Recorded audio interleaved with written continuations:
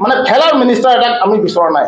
আৰু তেওঁ যদি ভৱিষ্যতে যদি হ'ব তেনেহ'লে চাহজনে যদি ছাত্ৰ সন্থা একদম মুকলিভাৱে কৈছোঁ ডিব্ৰুগড় জিলাৰ পৰা আমি বাগিচা ৰামেশ্বৰ তেলী পুতলিকা দাগ কৰিবৰ কাৰণে আমি উঠি পৰি লাগি যাম। বাগিচা আমি বিজেপিৰ বিৰুদ্ধে মাত মাতিবৰ কাৰণে আমি উঠি পৰি লাগি যাম। গতিকে এইখিনি কথা আপোনালোকৰ আগত ক'লোঁ আৰু বাকী কথাখিনি আমাৰ ছেক্ৰেটাৰী আছে, আমাৰ ছেক্ৰেটাৰী আপোনালোকৰ আগত ক'ব। ঠিক তেনেধৰণে আমি অইল ইণ্ডিয়াৰ কথাটো আমাৰ সভাপতি ডাঙৰীয়া ক'লে যে পেট্ৰলিয়াম মিনিষ্টাৰ ৰামেশ্বৰ তেলী অইলটো তাৰ বিভাগতে আছে, কিন্তু আমি বাৰম্বাৰ প্ৰতিবাদ কৰিছোঁ যে অইল আজি 65 ইয়াৰ্ছ হৈ গ'ল, তেওঁলোক মানে চাহ গছ উচ্ছেদ কৰা প্ৰতিষ্ঠা লাভ কৰা 65 বছৰত কিমান হাজাৰ বিঘা চাহ গছ উচ্ছেদ কৰিলে তাৰ কোনো হিচাপ নাই। কিন্তু ৰামেশ্বৰ তেলী ডাঙৰীয়াক আমি আশা কৰিছিলোঁ যে তেওঁৰ নেতৃত্বত মানে চাহ শ্ৰমিকসকল সন্তানসকলে অইল ইণ্ডিয়াত সংস্থাপন পাব, কিন্তু এই দাবীটোকো ৰামেশ্বৰ তেলী ডাঙৰীয়াই অকণমানো গুৰুত্ব নিদিলে। গতিকে এনেকে ধৰণৰ চাহ শ্ৰমিক বিৰোধী কাণ্ডৰ বাবে আচলতে ৰামেশ্বৰ তেলী ডাঙৰীয়াক আমি প্ৰত্যাহ্বান জনাইছোঁ আৰু প্ৰত্যেকটা ৰাজনৈতিক দলক আমি ক'ব বিচাৰোঁ যে চাহ জনগোষ্ঠীৰ যি সমূহ আমি ইয়াত সমস্যা উল্লেখ কৰিছোঁ এইসমূহ যাতে আপোনালোকে গুৰুত্ব সহকাৰে লৈ ভৱিষ্যত দিনত চাহ শ্ৰমিক আৰু চাহ বাগিচাৰ ৰক্ষা কৰাৰ ক্ষেত্ৰত যাতে প্ৰত্যেকটা ৰাজনৈতিক দলে আগভাগ লয় তাকে মই কামনা কৰিছোঁ।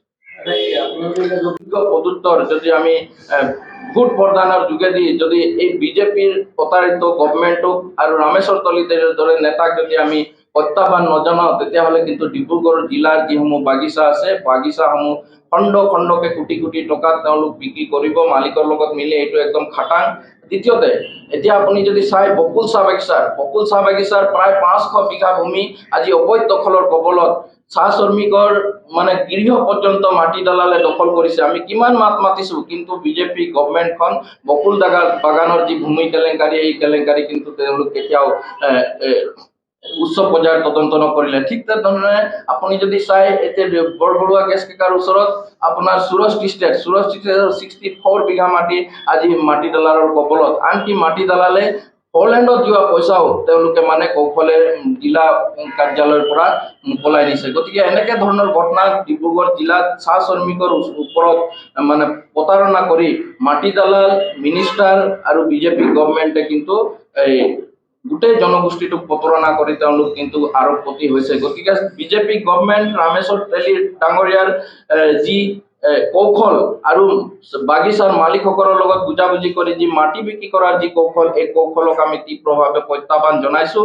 আৰু সেইকাৰণে আমি চাহ শ্ৰমিক ৰাইজক ক'ব বিচাৰোঁ যে বিজেপি গভৰ্ণমেণ্টক এতিয়া আমি আৰু বাই দিয়াৰ দিন আহিলে আমি অসম ছাত্ৰ সন্থা ডিব্ৰুগড় জিলা সমিতিৰ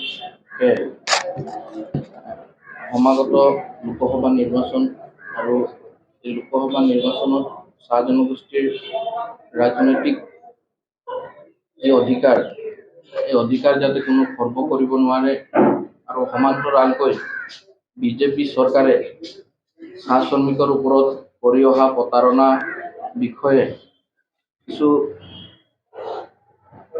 ডিব্ৰুগড় জিলাৰ চাহ জনগোষ্ঠীৰ ৰাইজক লগতে বিভিন্ন জাতি জনগোষ্ঠীৰ ৰাইজক জনাবৰ কাৰণে আজি আমি সংবাদমেলটো আয়োজন কৰিছোঁ। আপোনালোক নিশ্চয় গম পায় যে প্ৰায় ডিব্ৰুগড় জিলাৰ ডিব্ৰুগড় লোকসভা সমষ্টিত 14 লাখতকৈ অধিক ভোটাৰ আছে, কিন্তু তাৰ ভিতৰত PF অফিচৰ তথ্য মতে প্ৰায় 4 লাখ খুচৰা চাহ শ্ৰমিক আছে আৰু তাৰ উপৰিও চাহ জনগোষ্ঠীৰ ভোটাৰ 7 লাখতকৈ অধিক আছে।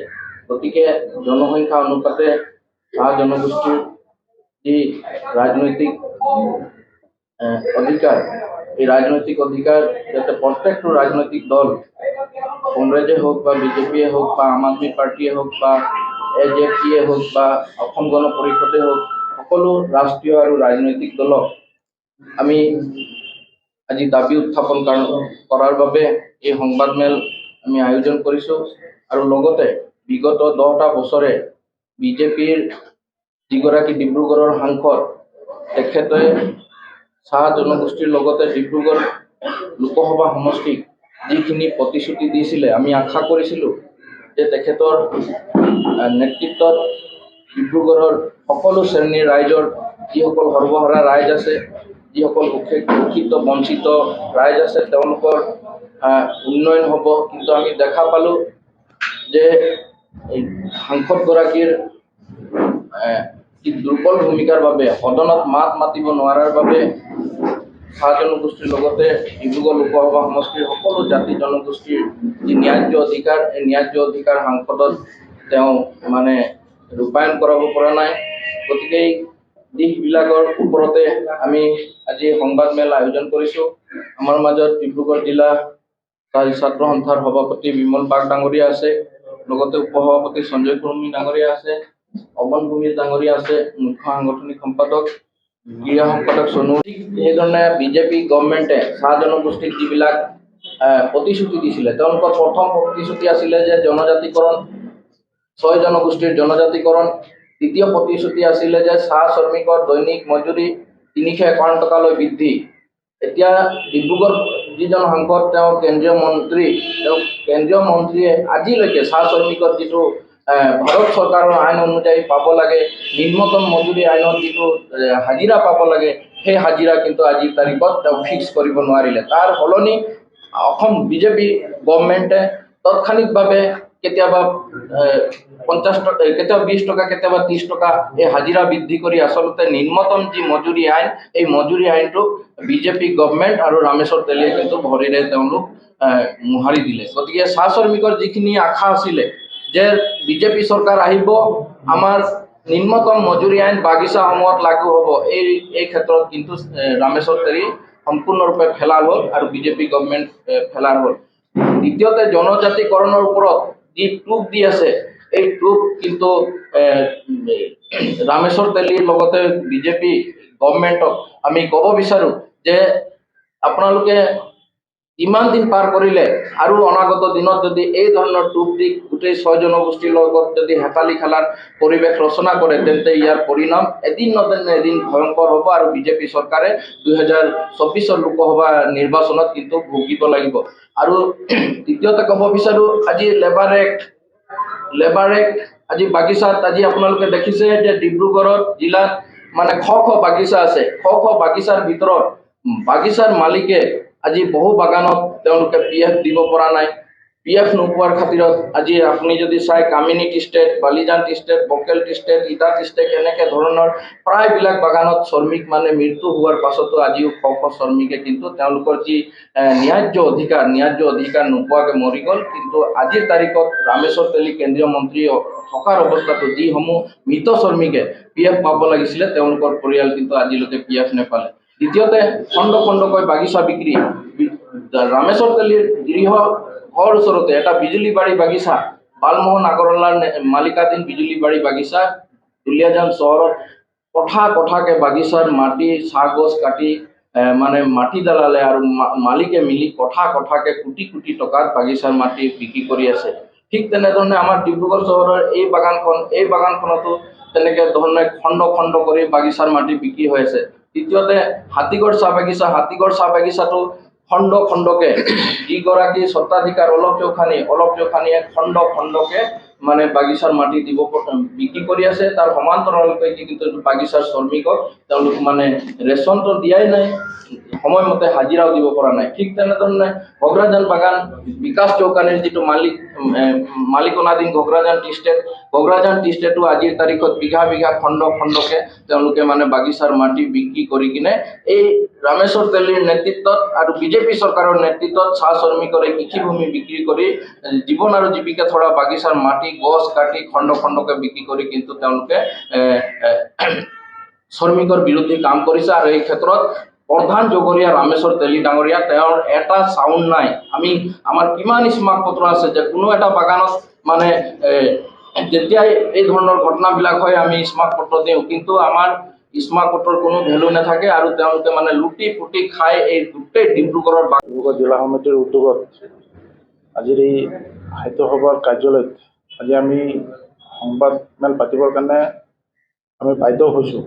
বাধ্য হোৱাৰ একমাত্ৰ কাৰণ যে আপোনালোকক এতিয়া লখিন্দৰ কুৰ্মী যি ধৰণে আপোনালোকক ক'লে, গোটেই ডিব্ৰুগড় জিলাখনৰ ওপৰত বিভিন্ন জাতি জনগোষ্ঠীৰ মানুহখিনি আমাৰ ডিব্ৰুগড় জিলাটোত বসবাস কৰি আছে। আৰু চাহ জনগোষ্ঠী বুলি কিনে ক'লে আটাইতকৈ সমগ্ৰ অসমৰ ভিতৰত আটাইতকৈ বেছি চাহ জনগোষ্ঠী আমি ডিব্ৰুগড়ত আছোঁ ইয়াত, আৰু বাগানৰ বেছিভাগ ইয়াত ডিব্ৰুগড়ত আছে। গতিকে গোটেই ডিব্ৰুগড়টোৰ ওপৰত আমি আজি ক'বলৈ উদ্যোগ লৈছোঁ। গতিকে মোৰ সন্মুখত যিসমূহ সাংবাদিক বন্ধুসকল আছে, পোনপ্ৰথমে মই সকলোকে আদৰণি জনাইছোঁ আৰু মই ক'বলৈ আগবাঢ়িছোঁ।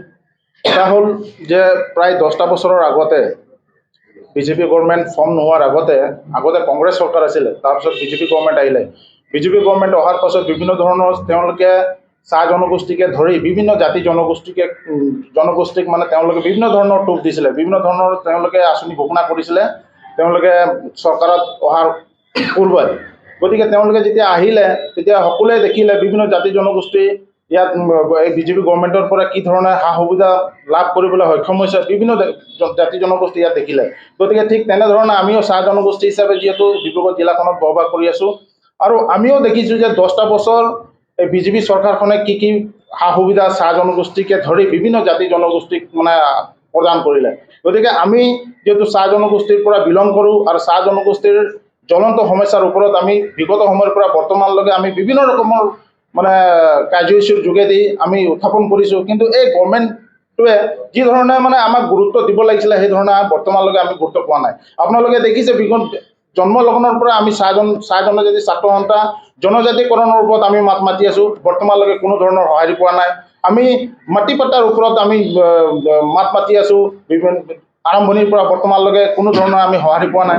আপোনালোকে দেখিছে চাহ শ্ৰমিকৰ যিটো দৈনিক মজুৰি, সেই দৈনিক মজুৰিটোৰ ওপৰতো আমি বিভিন্ন সময়ৰ পৰা বৰ্তমানলৈকে আমি মাত মাতি আছোঁ। কিন্তু যি ধৰণে এটা উপযোগ্য হাজিৰাটো হ'ব লাগে, আমি 351 টকা আমি বৃদ্ধি কৰিবৰ কাৰণে আমি বিভিন্ন সময়ত আমি প্ৰতিবাদৰ যোগেদি আমি গভৰ্ণমেণ্টক কৈ আহিছোঁ। কিন্তু আজি আমি দুখ পাই বা আমি আজি ক্ষোভিত হৈ কিনে ক'বলৈ বাধ্য হৈছোঁ যে আজি আপোনালোকে দেখিছে যে ডিব্ৰুগড়ৰ পৰা যিটো আমাৰ MP, ডিব্ৰুগড় লোকসভা সমষ্টিৰ যিটো MP ৰামেশ্বৰ তেলী, আজি ৰামেশ্বৰ তেলী আজি 10টা বছৰ ধৰি আজি ডিব্ৰুগড়ত ৰাজত্ব কৰি আছে, আৰু লগতে তেওঁ আজি ক'ব গ'লে আজি আপোনাৰ কেবিনেট চেণ্ট্ৰেল মিনিষ্টাৰ। কিন্তু তেওঁ ইমান ডাঙৰ পদবীত থকাৰ পাছতো এই চাহ জনগোষ্ঠীটো বিভিন্ন সা সুবিধাৰ পৰা বঞ্চিত হৈ গৈছে। আমি আশা কৰিছিলোঁ যে তেওঁৰ নিচিনা এটা মানে ব্যক্তি যিহেতু MP পাইছে, MPৰ পৰা ভৱিষ্যতত তেওঁলোকৰ কেবিনেট মিনিষ্টাৰ হৈছে চেণ্ট্ৰেল গভৰ্ণমেণ্টৰ, কিন্তু তেওঁৰ পৰা আমি যথেষ্ট আশা কৰিছিলোঁ। কিন্তু আজিৰ ডেটত যদি আপোনালোকে যদি তেওঁৰ যদি ৰিপৰ্ট কাৰ্ড যদি আপোনালোকে যদি আমাক যদি ক'বলৈ কয়, তো তেতিয়া আমি ক'ব একেমুখে আমি ক'ম যে তেওঁলোকে চাহ জনগোষ্ঠীকে ধৰি ডিব্ৰুগড় জিলাখনৰ যিটো বা ডিব্ৰুগড় লোকসভা সমষ্টিৰ কাৰণে তেওঁ যিটো ভূমিকা পালন কৰিব লাগিছিলে বা তেওঁ যিটো কাম কাজ কৰিব লাগিছিলে ক'ব গ'লে একেবাৰে জিৰ' মানে। গতিকে আমি বহুত দুখ পাইছোঁ যে আজি চাহ জনগোষ্ঠীৰ পৰা এজন ব্যক্তিয়ে কেবিনেট মিনিষ্টাৰ হৈছে চেণ্ট্ৰেল গভৰ্ণমেণ্টৰ বা MP হৈছে, কিন্তু তেওঁৰ দ্বাৰা যিখিনি কৰিবলগীয়া আছিলে সেই কোনো ধৰণৰ তেওঁলোকে ডেভেলপমেণ্টৰ কাম কৰা নাই। গতিকে আমি ক'ব বিচাৰিছোঁ বিজেপি দলক যে ভৱিষ্যতৰ প্ৰতি লক্ষ্য ৰাখি যদি ৰামেশ্বৰ তেলী নিচিনা যদি এটা ফেলাৰ মানুহ এটাক বা এটা ফেলাৰ মিনিষ্টাৰ, এটা ফেলাৰ এটা MP এটাক যদি পুনৰবাৰ যদি দলে যদি টিকেট দিব, কিন্তু আমি কিন্তু কোনো এটা বাগানত আমি কিন্তু তেওঁক প্ৰৱেশ কৰিবলৈ নিদিওঁ মানে। একদম এইটো স্পষ্ট কথা ডিব্ৰুগড়ৰ পৰা ক্লিয়াৰ কাট কৈ দিছোঁ মানে। আৰু বিজেপিয়ে যদি জানি বুজি কিনে যদি ৰামেশ্বৰ তেলীক যদি টিকেট দিব, কিন্তু তাৰ কিন্তু ভৱিষ্যতত কিন্তু পৰিৱেশ বহুত ভয়াৱহ হ'ব। তাৰ কাৰণে কিন্তু বিজেপি গভৰ্ণমেণ্টে কিন্তু সাজু হৈ থাকক, বিজেপি দলটোৱে সাজু হৈ থাকক। গতিকে আমি ক'ব বিচাৰিছোঁ যে যিবিলাক জ্বলন্ত সমস্যাৰ ওপৰত আজি আটচাই এটা দীৰ্ঘদিনৰ পৰা বৰ্তমানলৈকে মাত মাতি আহিছে, সেই জ্বলন্ত সমস্যা আমি আশা কৰিছিলোঁ তেওঁৰ পৰা সমাধান হ'ব বুলি কিনে। কিন্তু তেওঁ আজিলৈকে কোনোবা কৈ দিব পাৰিব নেকি যে তেওঁ চাহ জনগোষ্ঠীকে ধৰি বা ডিব্ৰুগড় লোকসভা সমষ্টিত যিবিলাক জ্বলন্ত সমস্যা আছে, এই কোনটো সমস্যা মানে পাৰ্লিয়ামেণ্টত তেওঁ উপস্থাপন কৰিছে? আমাৰ দৃষ্টিগোচৰে হোৱা নাই। চাহ জনগোষ্ঠী বুলি কিনে কৈ দিয়াৰ লগে লগে আমাৰ মাজত বিভিন্ন জাতি জনগোষ্ঠীৰ মানুহখিনি বসবাস কৰি আছে, তেওঁলোকৰ কেতিয়াবা আমি মানে প্ৰশ্নৰ সন্মুখীন হ'বলগীয়া হয়। আজি চাহ জনগোষ্ঠীৰ নিচিনা মানুহ এটাক টিকেট দি দিয়াৰ কাৰণে আজি যিমান দূৰ লগত ডেভেলপ হ'ব লাগিছিলে সিমানখিনি ডেভেলপ হোৱা নাই। গতিকে আমি আশা কৰিছোঁ যে বিজেপি পাৰ্টীয়ে মানে এই ৰামেশ্বৰ তেলীৰ ঠাইত এটা দক্ষ থকা মানুহ, এটা যোগ্য থকা মানুহ দিব লাগে বুলি কিনে আমি ভাবিছোঁ, আমি ক'ব বিচাৰিছোঁ। আৰু যদি তেওঁ যদি ৰামেশ্বৰ তেলীৰ ঠাইত যদি বিকল্প যদি তেওঁলোকে যদি চিলেকশ্যন নকৰে, কিন্তু ভৱিষ্যতে কিন্তু বিজেপি গভৰ্ণমেণ্টক কিন্তু আমি কিন্তু তুলাধনা কৰিবৰ কাৰণে আমি সাজু আছোঁ। তেওঁ কোনো ধৰণৰ ডেভেলপমেণ্টৰ কাম কৰা নাই। আজি আপোনালোকে দেখিছে আমি অল ইণ্ডিয়াৰ কথাটো মই ক'ব গৈছোঁ। অল ইণ্ডিয়াৰ মানে পেট্ৰলিং মিনিষ্টাৰ হয় তেওঁ। আজি কেইবাদিন ধৰি আমি ডিব্ৰুগড় জিলা উদ্যোগত আমি প্ৰতিবাদ কৰি আহিছোঁ আৰু একে লেঠাৰিয়ে বাগানবিলাক উচ্ছেদ কৰি গৈ আছে। অল ইণ্ডিয়াই আমাৰ বাগানবিলাক উচ্ছেদ কৰি গৈ আছে, কিন্তু তেওঁ পেট্ৰলিং মিনিষ্টাৰ হয়। তেওঁ এটা সময়ত চাহ জনজাতি ছাত্ৰ সন্থা কৰি যোৱা মানুহ হয়। তেওঁৰ কি দৰদ নাই নেকি? তেওঁ কি বুজি পোৱা নাই নেকি? তেওঁৰ কি চকু নাই নেকি যে আজি চাহ জনজাতি ছাত্ৰ সন্থা আজি অইলৰ বিৰুদ্ধে আজি ধাৰাবাহিকভাৱে আমি আন্দোলন কৰি গৈ আছোঁ। আমি ৰিজাৰ্ভেশ্যন বিচাৰি আছোঁ। কেইটা চাকৰি দিলে অল ইণ্ডিয়াত? কেইটা চাকৰি দিলে? এটাও চাকৰি দিয়া নাই। ৰামেশ্বৰ তেলী আজিৰ ডেটত মানে MP হয়, আপোনাৰ চেণ্ট্ৰেল মিনিষ্টাৰ হয়, পেট্ৰলিং মিনিষ্টাৰ হয়। তেওঁৰ নেতৃত্বত বিভিন্ন ৰকম সা সুবিধা পাব লাগিছিলে। চাহ জনগোষ্ঠীকে ধৰি এই ডিব্ৰুগড়ত যিমান জাতি জনগোষ্ঠীৰ মানুহখিনি আছে চবেই পাব লাগিছিলে, কিন্তু কোনো ধৰণৰ ডেভেলপমেণ্টৰ কাম আমি দেখিবলৈ নাপালোঁ বা এটা চাকৰি কোনোবা পোৱা আমি দেখা নাই। কিন্তু তেওঁ নিজৰ ডিপাৰ্টমেণ্টৰ গভৰ্ণমেণ্টৰ ডিপাৰ্টমেণ্টৰ পৰা কেইটা চাকৰি দিলে? এটাও চাকৰি নাই দিয়া। তো তেওঁৰ নিচিনা মানুহ এটাক যদি আমি পুনৰবাৰ তেওঁক আজি আমি জিকাই কিনে আমি MP-লে পঠিয়াওঁ, তো আমাৰ কাৰণে এইটো কমপ্লিট ফেইলাৰ হ'ব।